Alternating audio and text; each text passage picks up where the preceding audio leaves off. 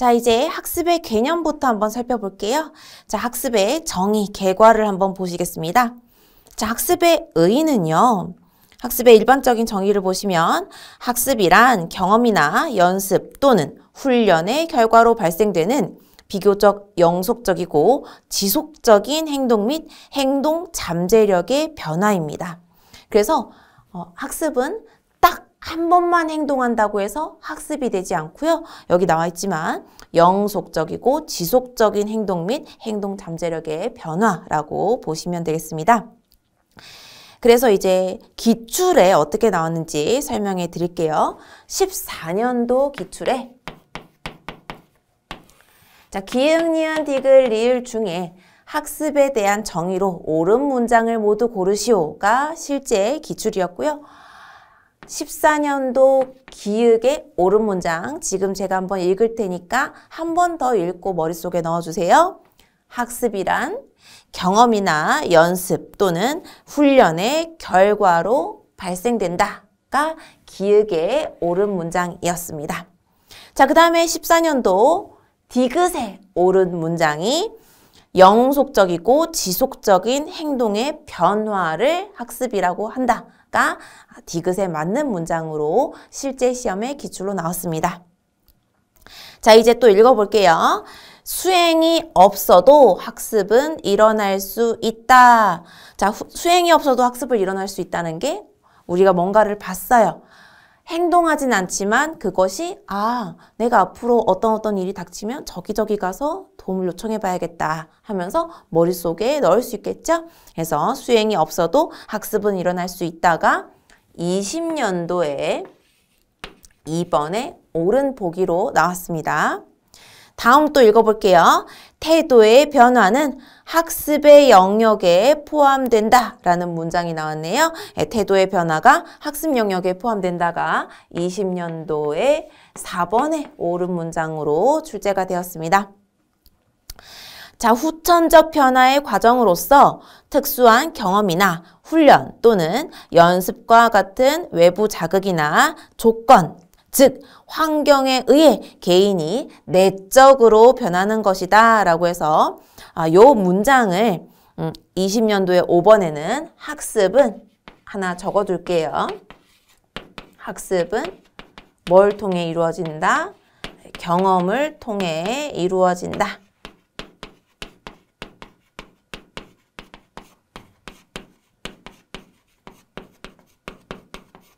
요 문장 하나 적어주시고요. 자, 그 다음에 후천적 변화의 과정으로서 나왔죠. 그래서 우리 아까 태도의 변화는 학습의 영역에 포함되고 또 다음 밑에 줄에는 후천적 변화의 과정으로서 라고 나왔습니다. 그래서 여기에서 20년도 요거 문장 아니네요. 자, 제가 20년도 지금 보기 1번을 찾고 있었습니다. 넘어갈게요. 학습은 학습자들이 정해진 학습 목표를 성취하기 위해 계획적으로 제공된 학습의 조건과 상호작용하는 것이다.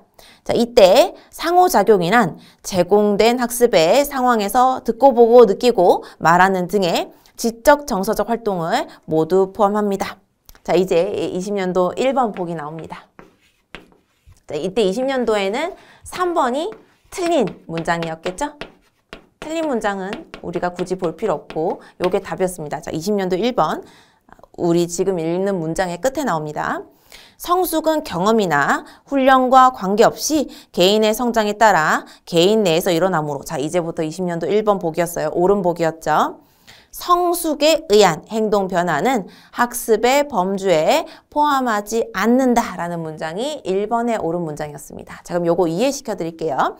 성숙에 의한 행동 변화는 학습의 범주에 포함하지 않습니다. 예를 들면 저희가 어릴 때 친구들끼리 좀 짓궂은 장난을 치다가 나는 태어나서 처음으로 친구를 탁 쳤는데 그 친구가 아야 라고 했어요. 그런데 그때 이제 어머니가 친구 때리면 안 돼 이렇게 교육을 시킨 게 아니에요. 점점 나이가 들다 보니까 이제 예를 들어서 어릴 때 유치원 때는 친구 때리는 게 나쁜 건지 몰랐지만 나이가 들다 보니까 좀 약간 인간이 성숙해져서 이젠 친구를 때리지 않게 된 거예요. 나이가 들어가면서 우리가 뭐 배우고 깨닫고 하는 것도 있지만 나이가 들어가면서 안 하는 행동들이 있죠. 그래서 나이에 따라 무슨 행동이 바뀌는 것은 학습이라고 치지 않는다라는 말이에요. 그래서 성숙에 의한 행동 변화는 학습의 범주에 포함하지 않습니다. 자, 학습은 직접 관찰하고 측정할 수 없으며 학습이 일어났다는 것은 학습자의 행동 변화를 관찰하여 간접적으로 확인할 수 있습니다.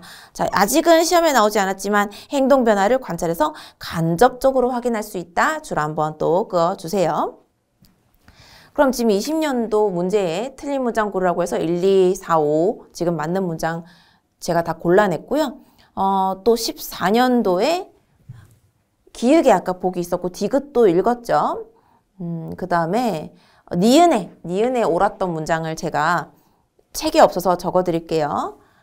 학습에 대한 맞는 문장을 고르는 거였는데요. 가치, 태도, 정서 반응, 습득도도 학습으로 포함한다라는 문장이 니은에 맞는 문장이었습니다. 자, 이렇게 20년도에 나왔던 문제, 14년도 기역, 니은, 디귿, 리을의 학습으로 맞는 문장을 고르는 문제 이렇게 살펴봤고요. 자, 22년도에 옳은 답이었던 거 문장 한번 적어볼게요. 22년도에 옳은 문장을 고르시오 였거든요. 그 문장 적어볼게요. 유기체의 경험에 의해. 여러분, 이 유기체라는 단어를 너무 심각하게 받아들이실 필요는 없고요. 이제 인간, 동물 이런 것들을 다 포함하는 그냥 살아있는 생명체 같은 걸로 생각하시면 되겠습니다. 그래서 유기체의 경험에 의해 비교적 영속적으로 변화된 행동.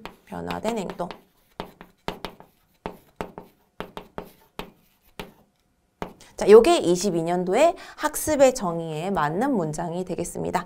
우리 아까 영속적 어디 있었죠? 첫 번째 문장에 있었죠? 영속적, 지속적인 행동 변화가 뭐라고요? 학습이라고요. 자, 그럼 이제 학습의 정의에 대해서는 지금 기출을 나온 것들을 다 다룬 것 같고요. 넘어가서 학습에 대한 학자들의 정의를 한번 살펴볼게요. 자, 파블로프와 손다이크는 우리 앞으로 다음 시간에 배우겠지만 행동주의 학자가 되겠습니다. 그래서 학습은 자극과 반응의 결합이다. 자, 쾰러와 코프카는 학습은 통찰에 의한 관계의 발견이다 라는 정의를 내렸고요. 스키너 역시 행동주의자 학자가 되겠고요. 학습은 강화에 의한 조건화의 과정이다. 행동의 변화 자체를 학습으로 간주하며 추론 과정은 필요 없다고 주장한다 라고 학습에 대해서 학자들이 정의를 내렸습니다. 자, 학습과 구분되는 개념 한번 볼게요. 우리 아까 학습의 정의에 성숙에 의한 변화는 학습이 아니라고 했었습니다. 지금 볼게요. 자, 수행입니다. 과제나 동작을 이행하는 것이 되겠고요. 수행이 반복 지속되어 비교적 영구적인 변화를 가져왔을 때에는 학습이 되겠지만, 예를 들면 어떤 유치원생을 붙잡고 이 동전을 저기 빨간 박스에 넣고 와 라고 해서 알겠어요 하면서 유치원생이 동전을 빨간 박스에 넣었습니다. 사실 그 빨간 박스는 불우이웃을 돕기 위한 박스였는데 그냥 그 아이는 시키는 대로 했을 겁니다. 그러면 그 수행만으로는 뭔가 다른 사람을 돕는 그러려고 하는 학습을 배운 것이 아니라 그냥 사람이 시키니까 빨간 박스에 동전을 넣고 온 거죠. 수행입니다. 하지만 수행이 계속 반복되고 지속되어서 비교적 영구적인 변화를 가져왔을 때는 학습이라고 합니다. 자, 성장 볼게요. 신체의 크기나 근육의 세기 등의 양적인 증가를 의미하고요. 특히 신체의 변화를 설명할 때 주로 사용됩니다.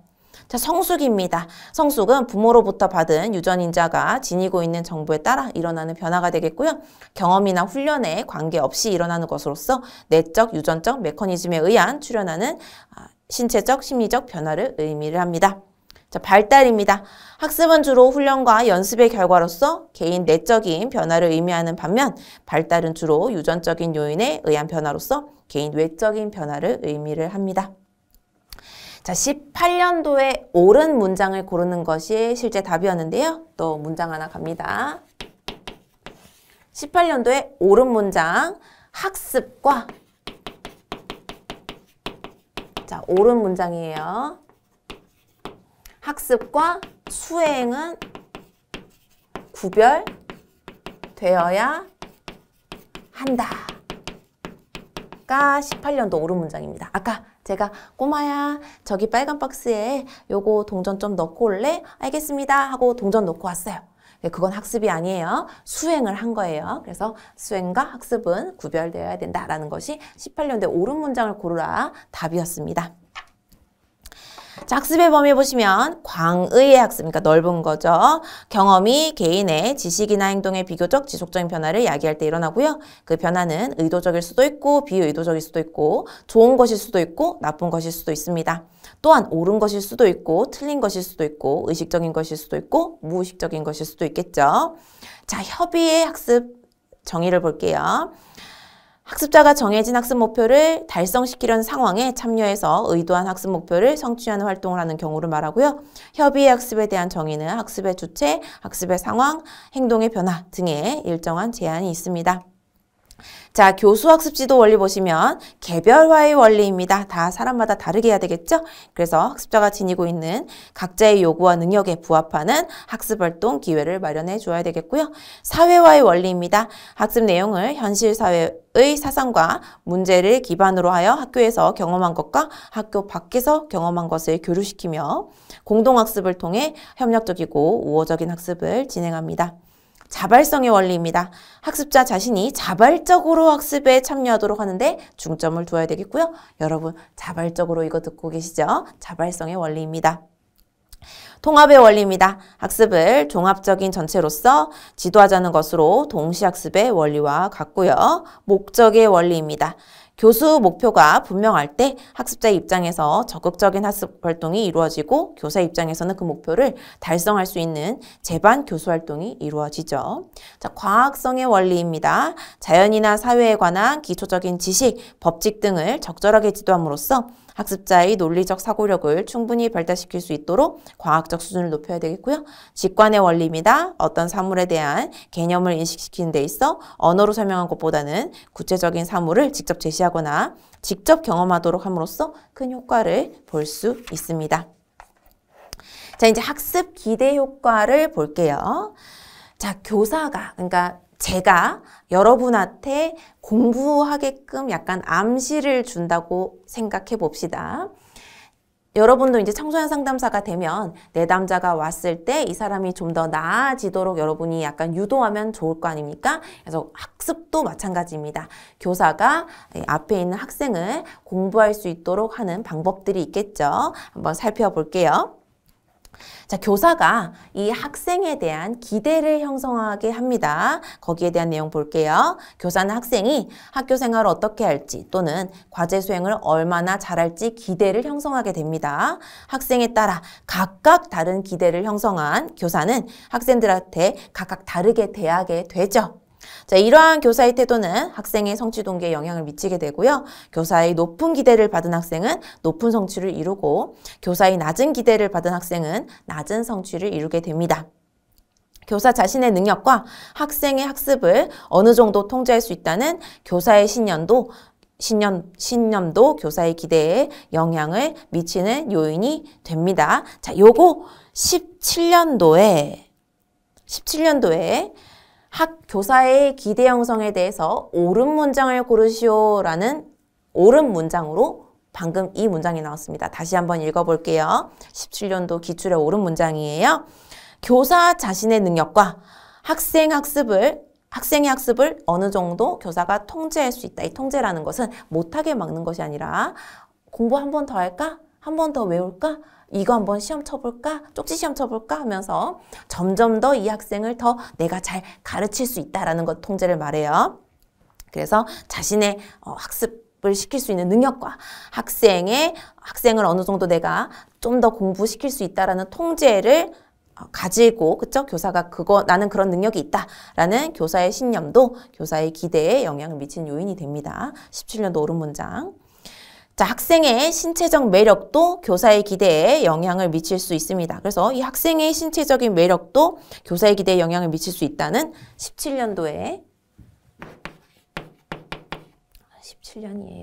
17년도에 기역, 니은, 디귿, 리을 교사의 기대에 대해서 옳은 문장을 모두 고르시오 라는 문제에서 이 문장, 학생의 신체적 매력도 교사의 기대에 영향을 미칠 수 있다가 니은의 옳은 문장으로 실제 17년도 출제가 되었던 문장입니다. 자, 그 다음에 교사의 기대가 바뀌지 않아 학생의 성취 수준이 그 기대 수준에 계속 머무는 것을 기대 유지 효과라고 한다라고 해서 이것이 17년도에 기역에 맞는 문장으로 출제가 되었습니다. 자, 이거 한번 예를 들어 볼게요. 지금 이 문장을 제가 조금 나쁜 선생님이 되어 보겠습니다. 아니면은 제가 요거를 다 읽고 한번 제가 나쁜 선생님 연기를 해볼게요. 자, 두 번째 교사의 학습 기대 효과 볼게요. 피그말리온 효과입니다. 그리스 신화에 나오는 조각가 피그말리온의 이름에서 유래한 심리학 용어로서 자기 충족적 예언이라고 하죠. 그래서 피그말리온은 이름이 많아요. 피그말리온 효과는 같은 말 자기 충족적 예언 효과이고요. 자, 요거를 실제 실험한 사람 이름이 로젠탈입니다. 그래서 사람 이름을 따서 로젠탈 효과라고도 하는데 이 세 개 다 같은 겁니다. 그리스 신화 내용 이런 거죠. 피그말리온이란 남자 조각가가 있었습니다. 그래서 이 조각가가 막 이제 사람의 형상을 조각을 해요. 그래서 이 조각가가 노총각이었나 봅니다. 여성의 모습을 이렇게 자기가 생각하는 이상형을 막 이렇게 만들어 놓습니다. 근데 지나가는 헤라, 제우스 와이프 있죠? 헤라 여신이 그 피그말리온의 조각을 한 것을 보고 피그말리온한테 너의 이상형이니? 그랬더니 피그말리온이 네, 제 이상형을 조각을 했어요. 전 이렇게 생긴 여성분을 만나고 싶어요. 라고 했더니 헤라가 그래, 그럼 네 소원 들어줄게 하면서 피그말리온이 조각해 놓은 피그말리온 이상형의 조각을 여성으로 바꾸어 줍니다. 그래서 뭐예요? 아, 내가 이렇게 조각한 것이 이 이상형이 나의 여자친구가 될 수 있다. 자기 충족적 예언 효과가 되겠고요. 자, 이 피그말리온 효과를 실험한 사람이 로젠탈이라는 사람이 되겠습니다.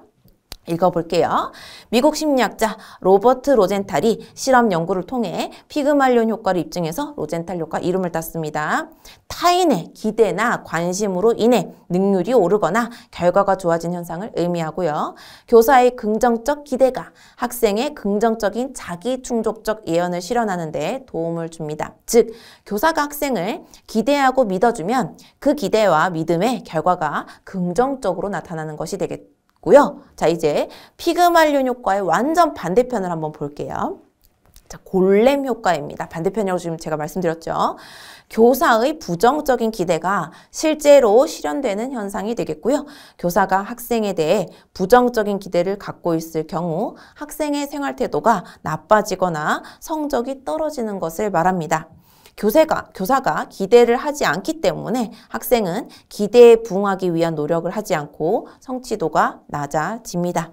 자, 그러면 우리 아까 17년도에 기획의 기대유지 효과, 우리 아까 맨 처음에 교사의 기대 형성의 맨 마지막 문장 읽었죠. 교사의 기대가 바뀌지 않아 학생의 성취 수준이 그 기대 수준에 계속 머무는 것을 기대유지 효과라고 한다 그랬죠. 지금부터 한번 가보겠습니다. 17년도에 교사의 기대에 대한 내용 중에 기역, 니은, 디귿, 리을 중에 옳은 문장을 고르라는 거였어요. 자, 첫 번째가 이제 효과 이름만 적어봅시다. 첫 번째가 기대 유지 효과였고요. 피그말리온 효과가 디귿의 골렘 효과가 있었네요. 디귿의 골렘 효과. 피그말리온 효과가 이제 17년도에는 없었는데 여기 어디에 있었다 칩시다. 피그말리온. 이제 갑니다. 제가 선생님이에요. A라는 학생이 있고 B라는 학생이 있고 C라는 학생이 있습니다. 제가 A라는 학생을 불렀어요. A라는 학생이 사실 IQ 검사에서 IQ가 그냥 딱 100이 나왔습니다. 평균이 나왔는데 이 A라는 학생한테 교무실에 불러서 A야, 내가 너 IQ 이번에 지능검사한 거 봤는데 세상에 너가 130이 나왔어. 선생님은 A가 그렇게 머리가 좋은지 몰랐다. 근데 130이면 공부하면 아마 성적이 엄청 잘 나올 거야. 전국에서 몇 등 할 수도 있겠는데 A야, 우리 열심히 공부 한번 해보자 했어요. 그랬더니 A가 나는 알고 보니 천재였던 거예요. 긁지 않은 복권처럼 나는 긁지 않은 천재였던 거예요. 그래서 나는 그러면 내가 이렇게 머리가 좋으니까 공부를 열심히 하면 정말 선생님 말대로 전국 몇 등 안에 들 수 있을지도 몰라 하면서 A는 이때부터 자기가 천재라는 것을 이제 확인하고 싶어서 열심히 공부합니다. 자, 열심히 공부하면요, 성적이 오를 수밖에 없겠죠. 그래서 A는 원래 만약에 반에서 30명 중에 20등이었던 A가 열심히 나는 긁지 않은 복권이야, 나는 로또가 될 거야 하면서 계속 공부해서 5등까지 올라왔습니다. 자, 이건 무슨 효과죠? 피그말리온 효과가 되겠죠. 나는 천재야 라고 하면서 진짜 자기를 천재 성적까지 올려놓는 겁니다. 물론 이제 5등이 꼭 천재는 아니지만 나는 정말 똑똑해 하면서 똑똑한 성적까지 올려놓는 겁니다. 자, 이제 B를 불렀어요. 선생님이. 이제 나쁜 선생님 될게요. 자, 요거 설명할 겁니다. 제가 어떤 친구를 불렀어요. B를 불러서 얘는 실제로 IQ가 110이었는데도 불구하고 내가 약간 정말 나쁜 선생님이에요. 그래서 B가 싫었어요. 그냥. 그래서 B를 불러서 야, 내가 너 IQ 봤거든? 너 IQ가 80이 뭐냐? 애들 다 100 정도는 나오는데 80밖에 안 나와? 너는 아무리 공부를 해도 평균도 안 돼서 이거 성적 안 나와. 공부는 때려쳐라 라고 했어요. 저를 정말 그렇게 보지 마세요. 연기하는 겁니다. 그랬더니 이 B가 원래 B는 30명 중에 약간 10등 하는 친구였는데 뭐야, 그럼 내가 받았던 10등은 내가 80이면 그냥 1학기니까 잘 나온 거네. 난 선생님 말대로는 머리가 없네 하면서 머리가 없는데 공부를 왜 해? 하면서 공부를 안 합니다. 그래서 B는 어떻게 되냐면 30등 중에 25등까지 등수가 내려가게 됩니다. 자, 이제 골렘 효과죠. 자, 기대유지 효과 설명할게요. 선생님이 또 C를 불렀습니다. C는 정확하게 30명 중에 딱 15등 하는 친구였어요. IQ도 딱 100이었습니다. 그래서 내가 얘를 불러서 얘기를 했죠. IQ가 평균이 100인데 너가 100이 나왔어. 그리고 아니나 다를까 30명 중에 정확하게 네가 15등이네. 참 공부는 애매하다. 넌 좀 공부는 애매하게 하겠다 라고 해서 얘가 이제 나는 공부를 해도 잘할 수도 없고 내가 그렇다고 머리가 엄청 이제 공부에 안 맞는 것도 아니니까 이제 그냥 공부 대충 해야겠다. 대충 공부하다가 계속 중간 등수만 하게 됩니다. 됐죠? 그럼 이제 기대유지효과 설명 끝났습니다. 자, 밑에 볼게요. 로젠탈 효과 실험, 심리실험 제가 설명한 것과 비슷합니다. 가볼게요. 로버트 로젠탈은 미국의 한 초등학교 학생들을 대상으로 지능검사를 실시한 후에 검사 결과와 상관없이 무작위로 20%의 학생을 뽑았습니다. 20% 무작위로 뽑았어요. 그러니까 꼭 공부 잘하는 애, 막 못하는 애, 중간이네 이렇게 뽑아서 한 거 아니에요. 그리고 그 학생들 명단을 교사대 주면서 지능이 높고 학업 성취 향상 가능성이 높은 학생이라고 말해주라고 했어요. 그럼 이 뽑힌 20%의 친구들은 저마다 성적이 다 달랐을 텐데 이 저마다 성적 다 다른 친구들한테 무조건 너는 성적이 오르는 친구야. 너는 엄청 지능이 높아 라고 말을 한 겁니다.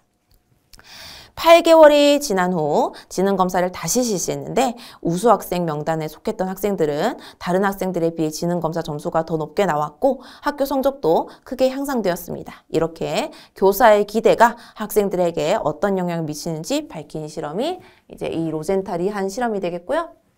교사의 기대가 너는 천재야 라고 말해주면 어떻게 해요? 그 아이가 나는 천재라고 들었으니까 진짜 천재가 되어야지 하면서 자기 충족적 예언 효과가 된다는 내용이죠. 자, 이제 드웩의 성취 목표 지향성에 대해서 잠시 좀 짧게 설명을 드리고 다음 수업에서 좀 자세히 가도록 할게요.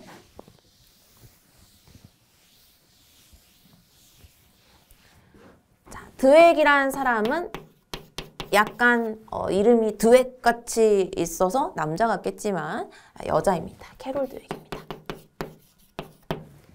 자, 이제 캐롤 드웨이기 말한 성취 목표 지향성을 가도록 할 텐데요.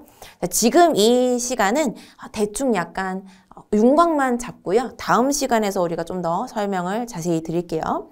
제가 한번 예시를 들어보겠습니다. 여러분, 어떤 공부를 할까요? 자, 요 공부를 할게요. 우리 이 청소년 상담사 상급을 예로 들어볼게요.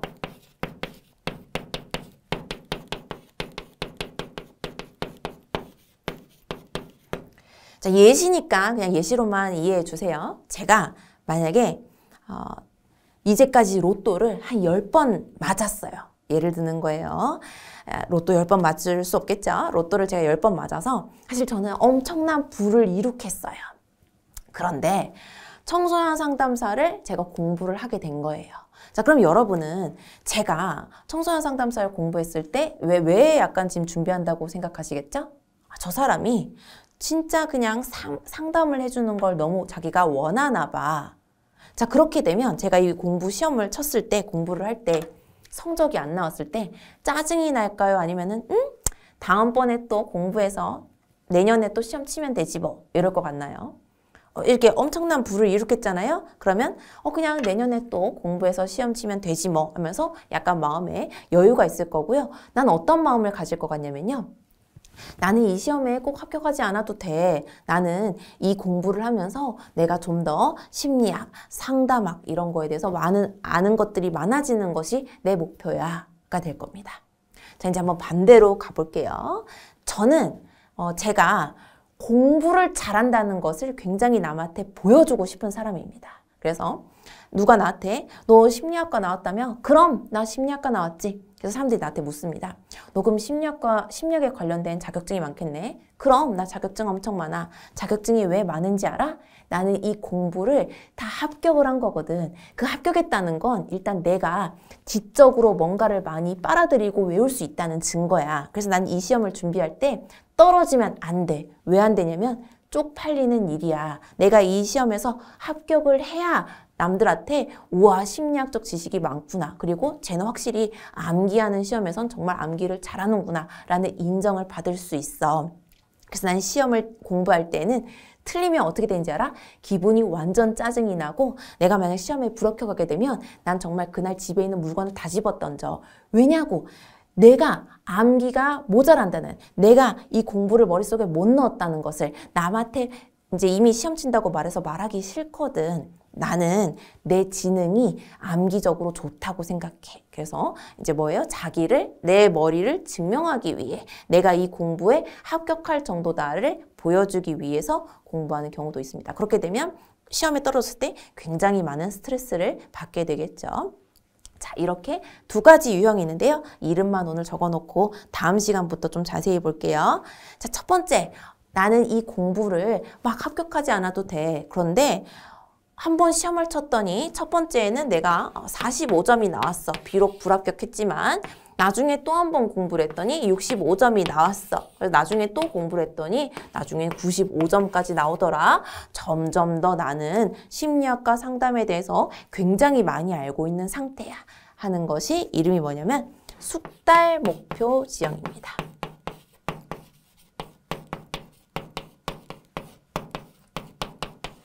자, 이제 반대로 가볼게요. 제가 아까 후자로 설명했던 난 암기를 잘해. 이 시험에 떨어지면 난 머릿속에 암기력이 없다는 말이야. 그래서 굉장히 짜증날 것 같아. 시험에 합격해야 내가 친구들한테 거 봐라. 내가 암기 잘한다고 했잖아. 하면서 자랑할 거니까 꼭 합격해야 돼. 떨어지면 안 돼. 라고 생각하는 친구 이름이 수행 목표 지향입니다.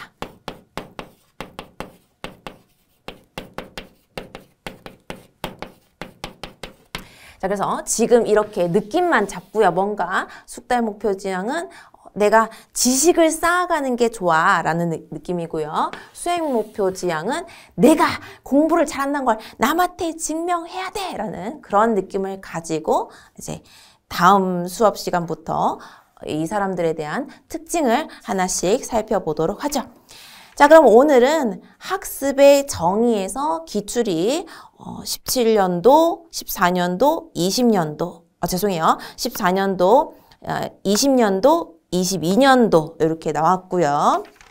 넘어가서 우리 교사가 학생한테 가지는 효과로 학생들이 변화가 될 수 있다는 내용에서 17년도에 기흥린 디귿에서 맞는 문장을 찾고 하는 문제가 출제가 되었습니다. 그래서 잊지 마시고 피그말리온 효과, 그 다음에 기대 유지 효과, 골렘 효과 요 세 개는 딱 구분할 수 있죠. 기대 유지는 15 중간할 줄 알았는데 계속 중간하더라. 피그말리온은 공부를 잘한다고 했더니 정말 얘가 공부를 잘하는 친구가 되더라. 골렘은 공부 사실 썩 괜찮게 잘하는 친구였는데도 불구하고 너는 공부엔 싹수가 없어 라고 했더니 정말 성적이 떨어지더라. 이렇게 생각하시면 되겠습니다. 자, 다음 수업에서 캐롤 드웨이의 성취, 목표, 지향성 시작하도록 할게요. 좀 이따 봬요. 고생하셨습니다.